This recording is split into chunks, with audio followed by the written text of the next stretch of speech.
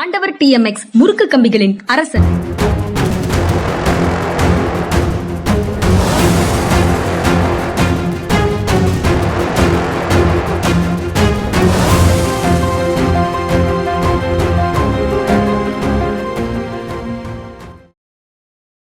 வணக்கம். இது மனிதா மனிதா. சார் வணக்கம் சார். வணக்கம்ங்க. வணக்கம் சார். கடைசி நேரத்துல திடீர் திருப்பம் ஏற்படும், தேர்தல் நெருங்கும் போது தமிழ்நாடு அரசியல்ல திடீர் திருப்பங்கள் ஏற்படும் அப்படின்னு தமிழ்நாடு பாஜக முன்னாள் தலைவர் அண்ணாமலை சொல்றாரு. அடுத்த நொடி ஆச்சரியங்கள் நிறைந்தது வாழ்க்கை அப்படின்னு கமல் ஒரு திரைப்படத்துல வசனமாக சொல்லுவாரு. கணக்கு புத்தகத்துல கடைசி பக்கங்கள்ல விடை இருக்கும், வாழ்க்கை புத்தகத்துல அந்த மாதிரி எதுவும் கிடையாது அப்படின்னு வழக்கமாக எல்லாரும் சொல்லுவாங்க. அதிசயங்கள் நிகழும் அப்படின்னு இதுக்கு முன்னால சொன்னவங்க இருக்கிறாங்க. இவர் எந்த அதிசயத்தை எதிர்பார்த்து காத்திருக்கிறார்னு தெரியல. கடைசி தேர்தல் நெருங்கும் போது திடீர் திருப்பம் ஏற்படும் அப்படின்னு மட்டும் சொல்றாரு. என்ன திருப்பத்தை அவர் எதிர்பார்க்கிறாருங்கிறது வேற விஷயம். பொலிட்டிக்கல் நிகழ்வுகளின் போக்குல ஏதேனும் திருப்பங்கள் கண்ணுக்கு தெரியுதா? இல்ல, ஒரே ஒரு திருப்பம் டிவிக்கே இவங்க கூட இணையலாம், அலையன்ஸ் வைக்கலாம் அப்படிங்கிறது தான்.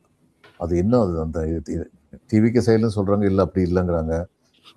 இபிஎஸ் சொல்றாரு அப்படி இல்லைங்கிறாரு. ஆனால் அப்படி இருக்குன்னு நான் நினைக்கிறேன். அதுக்கான முயற்சிகள் இன்னும் நடந்துகிட்டு தான் இருக்கு. அது என்ன நடக்க போகுதுன்னு சொல்லி பார்க்கணும். ஆனால் அது திடீர், அது ஒரு திருப்பம். இவங்க சொல்ற திடீர் திருப்பம் இவங்க திடீர் திருப்பமாக ஆசைப்படுகிறது, அதுக்காக திட்டம் போடுறது அப்படிங்கிறது என்னன்னா, ஏதாவது ஒரு ஆதாரம் இல்லாத ஒரு பரபரப்பான ஒரு விஷயத்தை கிளப்புவது. அது இது வரைக்கும் பண்ணியிருக்காங்க எல்லா எலெக்ஷன்லையும், எல்லா மாநிலத்திலையும். இங்கேயும் அது மாதிரி பண்ணுவாங்க. அப்படி அது திட்டமிட்டு செய்வது அப்படின்னு நான் எதிர்பார்க்கிறேன். அதுக்கு முயற்சி நடக்கும். அதற்கான வாய்ப்புகள் இருக்கு அப்படின்னு பார்க்கலாம். அந்த விசாரணை அமைப்புகள் மூலமாக ஏதாவது ஒரு செய்தியை கசிய விட்டு அதை பெருசாக்கி பிரச்சனைகளை கொடுக்கறதுக்கு ஒரு வாய்ப்பு இருக்கு அப்படின்னு பார்க்கலாம். ஆமா, விசாரணை அமைப்பு மூலமா தான் சொல்லல. இதுல பூரி ட்ரெஷரியுடைய சாய் தமிழ்நாட்டில் இருக்குன்னு எந்த விசாரணை அமைப்பு சொல்லிச்சு? இவங்களா தானே சொன்னாங்க. பாண்டியன் சிஎமாக பாக்குறாங்கன்னு சொல்லி எந்த விசாரணை சொல்லிச்சு? அது மாதிரி இவங்க ஏதாவது ஒண்ணு கிளப்பி விடுறதுக்கு முயற்சி பண்ணுவாங்க. விசாரணை அமைப்பு மூலமாகவும் முயற்சிகள் நடக்கும், அதுல சந்தேகமே இல்லை, இதுவும் நடக்கும். மற்றபடி அரசியல் அணிகளுடைய சேர்க்கையில, மறு சேர்க்கையில அந்த மாதிரி எல்லாம் எதுவும் அது மாதிரி இல்லை. ஆனா திமுக இவங்க மார்க்சிஸ்ட் கம்யூனிஸ்ட் ரொம்ப உறுதியா இருக்காங்க. நீங்க மற்றவங்களுக்கு சீட்டு கூட்டுறவங்க எங்களுக்கு குறைக்காதுன்னு கேட்கல, நியாயமும் இருக்கு. அது திமுகவுக்கு இத்தனை கூட்டணி கட்சிகள் சேர்ந்ததுங்கிறது கொஞ்சம் சிரமத்தை கொடுக்கறதுங்கிறது நிஜம்தான். இனிமே அவங்க பார்க்க வேண்டியது இதுக்கு எவ்வளவு கொடுக்க போறாங்க.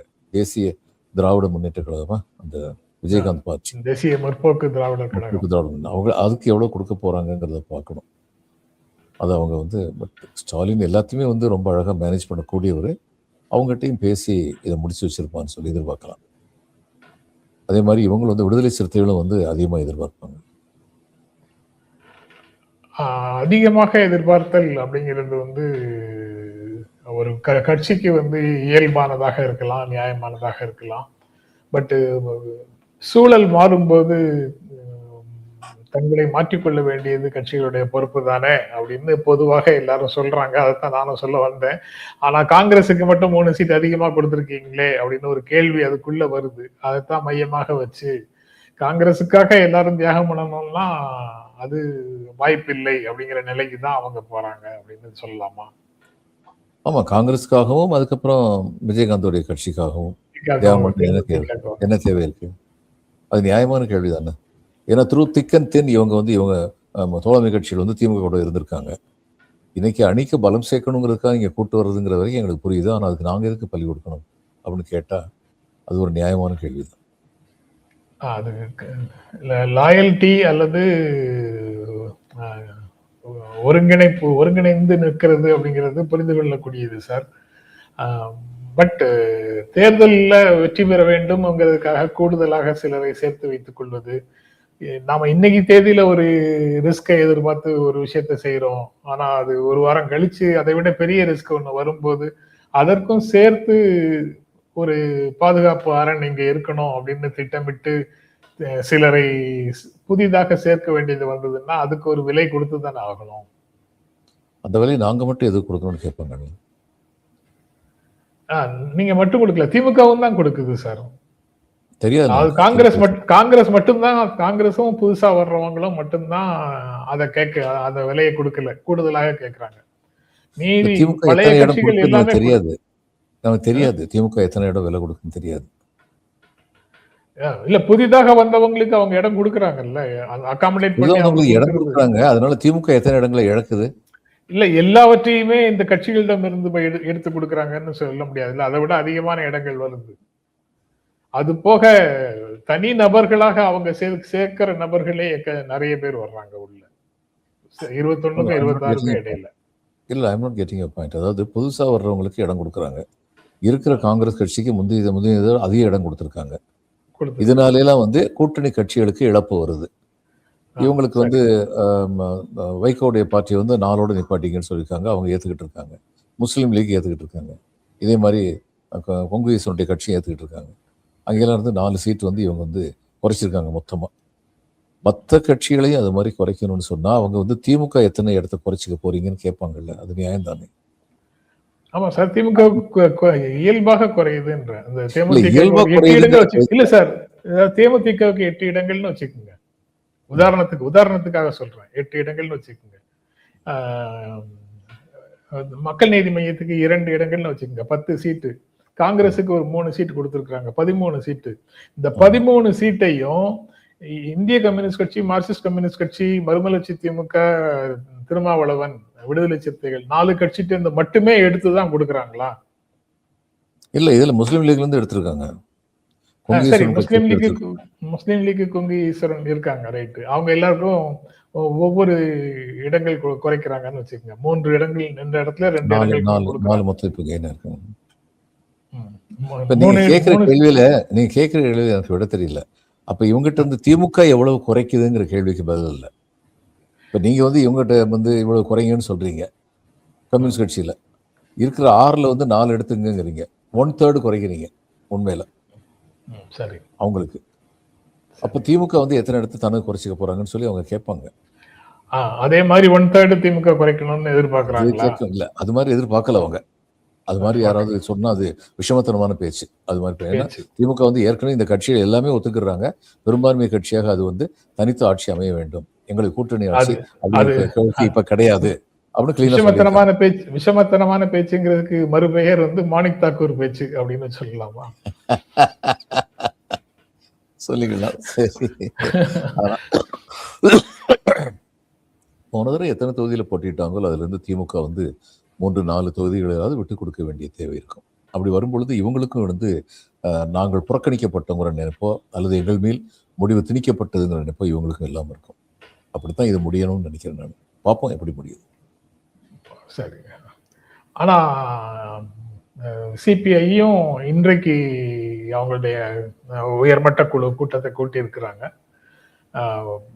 மார்க்சிஸ்ட் கம்யூனிஸ்ட் கட்சியும் உறுதியாக இடதுசாரிகளுக்கு கூடுதல் இடம் இல்லை என்கிறது நியாயம் இல்லை அப்படின்னு சண்முகமும் சொல்லியிருக்கிறாரு.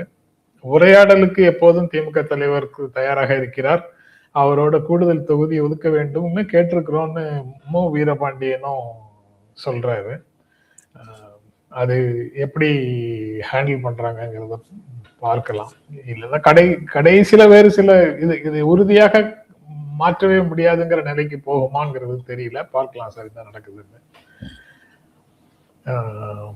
மற்ற கிட்டத்தட்ட இந்த 3 கட்சிகள் தவிர மற்ற இடங்கள் எல்லாமே கிட்டத்தட்ட முடிவாயிடுச்சு அப்படின்னு தான் பார்க்கலாம். இது தேமுதிகவும் இன்னும் முடிவாகல.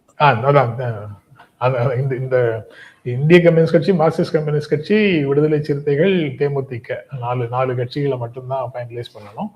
மீதி எல்லாருக்கும் ஓரளவுக்கு ஃபிக்ஸ்டு. புதிதாக வந்தவங்க எத்தனை பேர் அகாமடேட் பண்றாரு உதயசூரியன்லங்கிறதும் அதுல ஒரு கேள்வி. பட் அது உதயசூரியன்ல நிறைய பேர் அகாமடேட் பண்றதுனால அது திமுகவுக்கு இழப்பில்லை அப்படிங்கிற ஆர்குமெண்ட்டை இவங்க முன்வைக்கலாம்.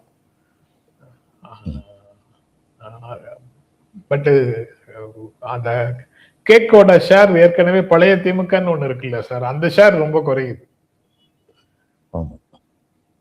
அது ஓபிஎஸ் சைட்ல இருந்து ஒரு 3-4 எம்எல்ஏக்களையே கூட்டு வந்திருக்கிறாங்க. அதுக்கப்புறம் அந்த ஃபேக்டர் மறந்துட்டோம். ஓபிஎஸ் வர இருக்காரு. ஓபிஎஸ் அதிமுக உள்ள சேர்ந்ததுனால அது கணக்குல வராது இல்ல சார். இவங்க பார்வையில உதயசூரியன்ல தானே நிக்கிறாங்கன்னு இவங்க சொல்லிடுவாங்க. சிபிஐ, சிபிஎம், விசிகே, அந்த அந்த ஆர்குமெண்ட் அது உதயசூரியன் தானேன்னு தான் சொல்லுவாங்க.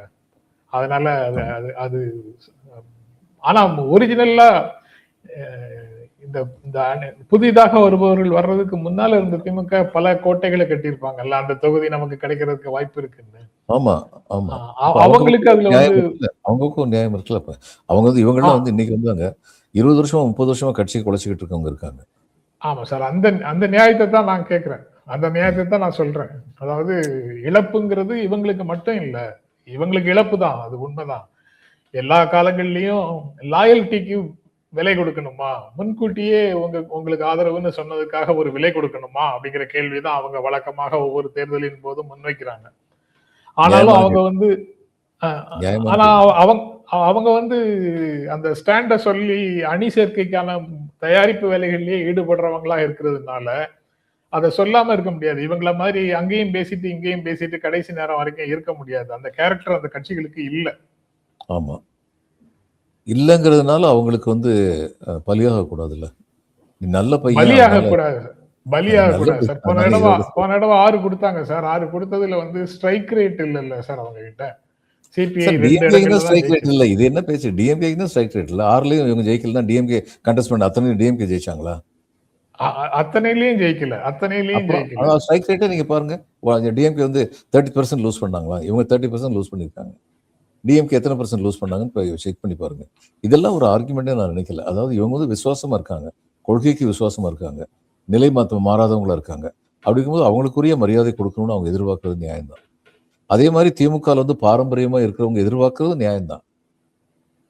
இன்னைக்கு அவர் ஸ்டாலின் சொல்ல வேண்டியது என்னன்னா, உங்களுடைய எல்லா நியாயத்தையும் நான் புரிஞ்சுக்கிறேன், ஆனா இன்னைக்கு நமக்கு உள்ள நிலைமை என்னங்கிறதையும் புரிஞ்சுக்கிட்டு நம்ம செயல்படணும் அப்படின்னு சொல்லி தான் அவர் சொல்ல முடியும். அது சரியான ஒரு பேச்சு தான். அப்படி அவர் சொன்னார்.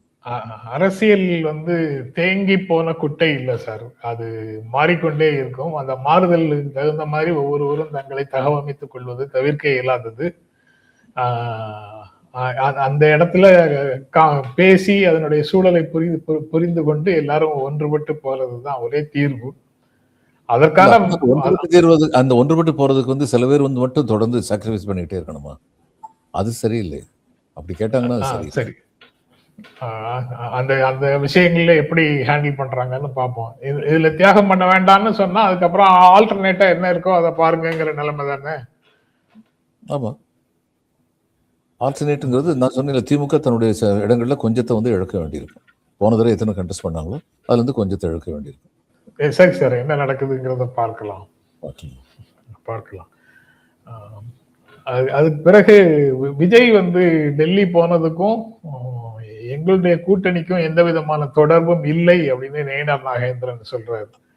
அது விஜயோட டெல்லி பயணத்தை பாஜக கூட்டணியோட இணைத்து பேசுவது சரியல்ல அப்படின்னு சொல்றாரு. ஒன்னொன்னும் உலகத்துல நடக்கக்கூடிய எல்லா நிகழ்வுகளும் தனித்தனியானவை, ஒன்றோடு ஒன்று தொடர்பு இல்லாதவை அப்படின்னு சொல்றாரு. மாற்றம் ஒன்றே மாறாதது. அதுக்கு தொடர்பில்லை அப்படின்னு அவர் சொல்றதுதான். இவங்களும் வந்து எத்தனை முறைதான் நாங்க வந்து அதனால தொடர்பு இருக்குன்னு அர்த்தம். அப்படி அதாவது எங்களுக்குள்ள எந்த பிணக்கும் இல்லை அப்படின்னு சொன்னா பிணக்கு இருக்குதுன்னு அர்த்தம்.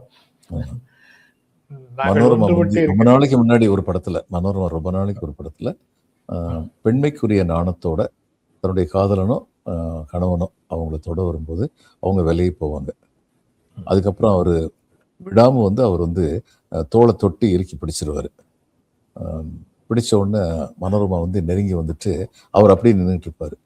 மனோரமா வந்து மெதுவான குரல் சொல்லுவாங்க, கன்னம் கன்னம் அப்படின்னு சொல்லுவாங்க.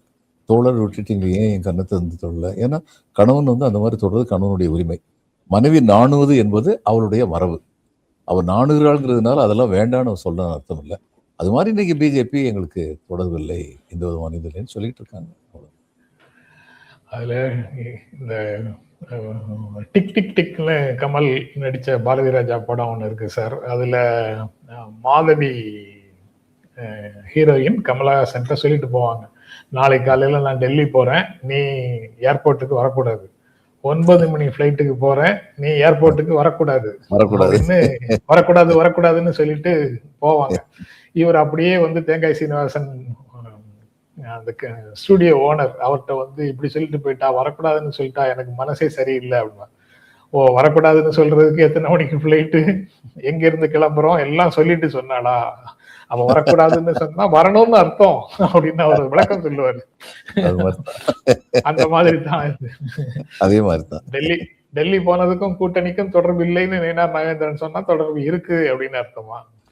இன்னைக்கு விஜய் கட்சியில வந்து சொல்லிட்டாங்க, நம்ம தனியா நின்னோம்னா ரொம்ப நம்மளே தான் எல்லா செலவும் எடுத்துக்கணும், அப்படி செலவழிக்கக்கூடிய ஆற்றல் வந்து நமக்கு நீங்க யார் யாரெல்லாம் கேண்டிடேட்டா வரதுக்கு ஆசைப்படுறாங்களோ அவங்க எல்லார்கிட்டையும் கிடையாது அப்படின்னு ஏற்கனவே அவருக்கு தெளிவா சொல்லிட்டாங்க. அதனால அவங்க வந்து ஒரு அலையன்ஸ் வச்சுக்கணும்னு ஆசைப்படுவாங்க. அலையன்ஸ் வச்சுக்கணும்னு ஆசைப்படுவாங்க. அப்போ அந்த இனிஷியல் கிளைம்லாம் முதலமைச்சர் வேட்பாளர் அப்படிங்கிற கிளைம், எங்களுக்கு 40% வாக்குகள் இருக்கு அப்படின்னு 15ல இருந்து அப்படியே ஒவ்வொரு மாசமா 5% கூடி இப்போ 40% வந்து நிற்கிற கதையெல்லாம், அதெல்லாம் யார் சார் கவலைப்படுறாங்க? நீங்களும் நானும் கவலைப்படுவோம். நம்மள மாதிரி 5% பாப்புலேஷன் வந்து கவலைப்படுவாங்க. மற்ற எலெக்டட் அதை பத்தி கவலைப்படுவாங்களா? அவர் நிற்கிறது தான் முக்கியம். அவர் 40 சீட்டு அதிமுக கொடுத்தாங்கன்னா 40 சீட்டை வாங்கிட்டு நிற்கிறது தான் முக்கியம். அதுல ஒரு 20 பேர் எம்எல்ஏ ஆனாங்கன்னா அதுதான் முக்கியம் அப்படிங்கிற நிலைக்கு போயிட்டாங்க. அவங்களுடைய தலைமையை ஏற்பதற்கு இங்க யாரும் இல்லை. இதுக்கு முன்னாடி என்னமோ சொல்லிட்டு இருந்தாங்க, இப்ப வந்து குரல்ல வந்து ஒரு குரலை சொல்லி கொடுக்குறாங்கன்னு நினைக்கிறேன் விஜய்க்கு. தன்னஞ்சறிவது பொய்யற்க பொய்த்தவின் தன்னஞ்சே தன்னை சுடும் அப்படின்னு இப்ப சொல்லி கொடுக்குறாங்கன்னு நினைக்கிறேன். நான் ஒரு முடிவு எடுத்துட்டா அதுக்கப்புறம் நானே மாத்திக்க முடியாது. நானே சொன்னாலும் கேட்க மாட்டேன், அடுத்தவங்க சொன்னா தான் கேட்க மாட்டேன். அடுத்தவங்க சொன்னா தான் கேட்க. அதுவும் அதிகாரம் நிறைந்தவர்கள் சொன்னா அப்படியே கைகட்டி கேட்பேன் அப்படின்னு அர்த்தம். இரண்டு சிபிஐ சிபிஎம் பிசிகே தொடர்பாக, டிஎம்டிகே 4 கட்சிகள் தொடர்பாக டிஎம்கே கூட்டணிக்குள்ள ஒரு தேக்க நிலை வந்திருக்குதுன்னு சொல்லலாம், அல்லது பேச்சுவார்த்தை தொடர்ந்து நடந்துகிட்டு இருக்குதுன்னு சொல்லலாம். அறிவிப்பு வர்றதுக்கு முன்னாடி பிற வேலைகளை மற்றவங்க கவனிச்சுட்டு இருக்கிறாங்க, திரும்ப அதை ஃபோக்கஸ் பண்ணி சால்வ் பண்ணலன்னு சொல்லலாம். அதே மாதிரி ஏடிஎம்கே பிஜேபி கூட்டணிக்குள்ளேயும் சீட் ஃபைனலைசேஷன்ங்கிறது நடக்கல சார். ஆமா, அங்க வந்து சீட் நடக்குது. ஏன்னா இன்னும் இவர் வருவாரா இல்லையான்னு சொல்லி அந்த பிரச்சனை நடந்துகிட்டு இருக்கு. 2 கூட்டணியிலையுமே இப்ப இதுல வந்து சீட் ஃபைனலைசேஷன் சீக்கிரம் நடந்துடும் திமுகல. ஏன்னா எனக்கு ஸ்டாலின் அவர்கள் மேல எனக்கு நம்பிக்கை இருக்கு, ஆழ்ந்த நம்பிக்கை இருக்கு. அவர் எப்படிப்பட்ட ஒரு ப்ரெஷர் வந்துச்சுனாலும் அதை வந்து அவரால் வந்து ஃபேஸ் பண்ண முடியும். எல்லாருக்கும் அமிக்கபிளான ஒரு சொல்யூஷனையும் அவரால் வந்து கொடுக்க முடியும். அதனால அவர் வந்து தீர்த்துருவார். ஆனால் அடுத்து அவங்களுக்கு இன்னொரு பிரச்சனை என்ன வரும்னா, எந்த சீட்ல யார் யார் கண்டெஸ்ட் பண்ணுவாங்கிறதுல சில அந்நேரம் மறுபடியும் வந்து ஒரு தீர்க்கமான ஆலோசனைகள் நடக்கும். ஒவ்வொருத்தரும் இந்த சீட் தான் வேணும், இந்த சீட் தான் வேணும்னு கேட்பாங்க. டிஎம்கே அந்த சீட்டுக்கு வந்து ஆசைப்படுவாங்க. சில சீட்டில் வந்து டிஎம்கே காரங்க வந்து 5 வருஷமா வேலை பார்த்துக்கிட்டு இருக்காங்க, நமக்கு இந்த சீட் கிடைக்கும் அப்படின்னு சொல்லி. அதே இது மற்ற கூட்டணி கட்சிகளும் ஆசைப்படலாம். இதை அடுத்து வந்து சால்வ் பண்ண வேண்டியது. இதில் ஒரு கூட்டணி செயல்பாடு அப்படிங்கிறதுல வந்து இன்னைக்கு வந்து டிஎம்கே கூட்டணி தான் முன்னணியில் நிற்கிது இவங்களோட கம்பேர் பண்ணும், என்டிஏவோட கம்பேர் பண்ணும்போது. பார்ப்போம், இன்னும் நாள் இருக்கு, எல்லாரும் எப்படி பண்ண போறாங்கன்னு பார்க்கலாம். சீட்டு வந்து குறிப்பான தொகுதி அப்படின்னு பார்க்கும்போது, மக்களவை தேர்தலில் நடந்ததை வச்சு பார்க்கும்போது அது ஒரு பெரிய விஷயமாக இருக்காதுன்னு தோணுது சார். ஏன்னா கடினமான தொகுதிகளை அவங்க தாங்கள் எடுத்துக்கொண்டு எளிதாக வெற்றி பெறக்கூடிய தொகுதிகளை கூட்டணி கட்சிகளுக்கு கொடுத்த வேலைகளை மக்களவை தேர்தலில் பார்த்தோம். அண்ணாமலை போட்டியிட்ட கோயம்புத்தூர் தொகுதியை மார்க்சிஸ்ட் கம்யூனிஸ்ட் கட்சிகிட்ட இருந்து டிஎம்கே வாங்கி டிஎம்கே போட்டியிட்டது. ஒருவேளை மார்க்சிஸ்ட் கம்யூனிஸ்ட் கட்சி போட்டின்னா அது வந்து கொஞ்சம் பலவீனமாக போயிடக்கூடாது அப்படின்னு அண்ணாமலை மாதிரியான ஒரு ஹெவி வெயிட் நிற்கிற இடத்துல அவங்களே போய் போட்டியிட்டு அதை தோற்கடிச்சும் காட்டியிருக்கிறாங்க. கோவையில அதிமுக, பாஜக, பாமக எல்லாரும் சேர்ந்து ஒரே கூட்டணியில இருக்கும்போது அது மிக வலிமையானது அப்படிங்கிற இமேஜை உடைச்சு வாங்கியிருக்கிறாங்க அந்த சீட்டை. அதுக்கு சப்ஸ்டியூட்டா திண்டுக்கல்ல கொடுத்தாங்க. திண்டுக்கல்ல மிகப்பெரிய வாக்குகள் வித்தியாசத்துல மார்க்சிஸ்ட் கம்யூனிஸ்ட் கட்சி ஜெயிச்சது. இதே மாதிரி கடினமான தொகுதிகளை அவங்க எடுத்துக்கிட்டு வெற்றி பெறக்கூடிய தொகுதிகளை தோழர்களுக்கு கொடுத்ததை மக்களவை தேர்தலின் போது பார்த்திருக்கிறோம். அதுதான் நடைமுறைன்னா இந்த சீட்லயும் சீட்டு, குறிப்பான இந்த சீட்டு அந்த சீட்டுங்கிறதுல பெரிய பிரச்சனை இருக்காது. இல்ல, அதாவது மக்களவை தொகுதிக்கு வந்து 6 சட்டமன்ற தொகுதிகள் உள்ளடக்கியது மக்களவை தொகுதி, உங்களுக்கு தெரியும். இப்ப 40, இவங்க 39 அது மாதிரி வந்து பிரிச்சுக்கிட்டாங்க. இப்ப இந்த திண்டுக்கல் எடுத்துக்கங்க. திண்டுக்கல் நாடாளுமன்ற தொகுதிக்குள்ள இருக்கிற சட்டமன்ற தொகுதிகளில் 2 வந்து திமுக காரங்க வந்து விடவே மாட்டோம் அப்படின்னு சொல்லி கேட்டாங்கன்னா, 2 3 விடவே மாட்டோம்னு சொல்லி கேட்டாங்கன்னா, இவர் சில ப்ரெஷர்ஸ் இருக்கும், அது தவிர்க்க முடியாது. அது ஒரு ஆரோக்கியமான ஒரு ப்ரெஷர். ஜனநாயகத்துல வந்து நான் வளர்ந்துருக்கேன், எனக்கு கொடுங்கன்னு கேட்கறதுல வந்து என்ன தவறு இருக்கு? அந்த ப்ரெஷரை எதுக்காக இதை இவ்வளவு தூரத்துக்கு முன்னாடியே சொல்றேன்னா, உடனடியே திமுக கூட்டணியில் பிளவு, அடிதடி அப்படின்னு சொல்லிட்டு எதிர்கட்சிகள் வந்து ஆரம்பிப்பாங்க. அதுக்காக அடிதடியும் கிடையாது, ஒண்ணும் கிடையாது. அவங்க பேசுறாங்க, பேசி அதை வந்து திருத்திக்குவாங்க. அதுல உச்சகட்டமாக உடன்பாடு எட்டலைன்னா கூட இதே மாதிரி 98ல வந்தது. 2 மக்களவை இடங்களுக்காக சிபிஎம் கேட்கும் போது ஒரு இடத்தை திமுக கொடுத்தது, இன்னொரு இடத்தை நீங்க மூப்பனார்ட்ட கொடுத்தாச்சு, அதை நீங்க அவர்கிட்ட பேசி வாங்கிக்கங்கன்னு கலைஞர் சொன்னார். நாங்க வேற யார்ட்டையும் போய் கேட்க மாட்டோம், தொகுதியை பங்கிட்டு கொடுக்க வேண்டியது தலைமை கட்சியான நீங்க தான். 2 சீட் எங்களுக்கு கொடுத்தா கொடுங்க, இல்லைன்னா நாங்க கூட்டணியை விட்டு வெளியில போறோம்னு சொல்லி அவங்க ஒரு 2 இடங்கள்ல போட்டியிட்டு மீதி எல்லா இடங்கள்லயும் அதே கூட்டணிக்கு ஆதரவு தெரிவிக்கிறோம்னு சொன்னாங்க. அதுல அந்த விபத்துலதான் சுப்பிரமணிய சாமி ஜெயிச்சிட்டாரு. மதுரையில சிபிஎம் சார்பாக மோகன் போட்டியிட்டாரு. மோகன் வாங்கிய 1.5 லட்சம் ஓட்டு மோகன் வாங்கினாரு. சுப்பிரமணிய சாமி 30,000 ஓட்டு வித்தியாசத்துல ஜெயிச்சிட்டாரு. அப்படி நடந்தா சரி, ஃப்ரெண்ட்லி கான்டெஸ்ட் நடந்தா அதான் நடக்கும். ஃப்ரெண்ட்லி கான்டெஸ்ட் நடந்தா சரி, அவங்க வாக்குகள் பெரியும். அதை நடத்த விடக்கூடாது. ஓகே சார், இதுதான் பெரிய அளவுல டெவலப்மெண்ட் இல்ல. இன்னைக்கு விசாரணை முடிந்து, எந்த விசாரணைன்னு எனக்கு தெரியல, சிபிஐ விசாரணைக்காக போயிருக்காரு. அந்த விசாரணை முடிந்து என்ன முடிவோட வராருங்கிறத பார்க்கலாம். சரியா? நான் எனக்கு இன்னொரு செய்தி வந்தது, விகடன்.comல வந்தது. ஆதவ் அர்ஜுனா, அதுக்கப்புறம் இவர் புசி ஆனந்த், அவங்க 2 பேர் வந்து பரிசு பொருட்களை வாரி வாரி வழங்குறாங்களாம். மிக்சி, இந்த மாதிரி பரிசு பொருட்களை. என்ன நடக்குது? தலைவர் சொல்றாரு இது மாதிரி இலவசங்களே கூடாது, ரூபாய்க்காக ஓட்டு போடாதீங்க, அவங்க கொடுக்கறதுக்காக ஓட்டு போடாதீங்கன்னா முழங்குறாரு மீட்டிங்ல. இவங்க இந்த மாதிரி பரிசு பொருள் கொடுக்குறாங்கன்னா என்ன நடக்குது அப்படிங்கிற கேள்வி வராதான்? கோழிகள் வந்து அதனுடைய இயல்பான இயற்கையான நிறத்துல நடமாடிட்டு இருந்தா ஒன்றும் பிரச்சனை இல்லை சார். அதுல 16 வயது நிலையில பக்கத்து வீட்டு கோழியை எடுத்து இங்கு தெளிச்சு ஒரு குல்மால் பண்ணி இவங்க கோழி மாதிரி காட்டுவாங்க குருவம்மா. அவ கமல் சொல்லுவாரு, மழை பெஞ்சா வெள்ளக்கோழின்னு தெரிஞ்சு போயிடும் அத்தாவும் அப்படின்னு சொல்லுவாரு. இவங்க பேசுற எல்லா லட்சியங்களும் தேர்தல்னு வந்துடுச்சுன்னா வெளுத்து போயிடும் அப்படின்னு தான் நம்ம புரிஞ்சுக்கணும். ஏன்னா இவங்களுக்கு இயல்பாகவும் எந்த கருத்தியலும் கிடையாது, எந்த கொள்கையும் கிடையாது, நேர்மையும் கிடையாது. ஆனா பேசுவது மட்டும் எல்லாம் பேசுவாங்க. சொந்த வாழ்க்கையிலையும் வருமானம் ஈட்டுவதிலேயோ அதை கணக்கு காட்டுவதிலேயோ எந்த நேர்மையும் இருக்கிறதாக தெரியல. அந்த வர்த்தகமே வந்து வினோதமான வர்த்தகமாக இருக்கு. அதனால இவங்க பேசுற நேர்மை எல்லாம் வந்து போலியானது அப்படிங்கிறது தேர்தல் வந்தால் தெரிந்துவிடும். அது தெரிஞ்சிடுச்சு. கூட இருக்கிறவங்களே வந்து யாருங்கிறது தெரியுது இல்ல சார்.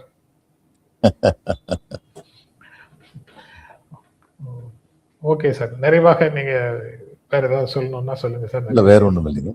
நாளை சந்திப்போம். நாளை தொடர்ந்து பேசுவோம் சார். ரொம்ப நன்றி, வணக்கம்.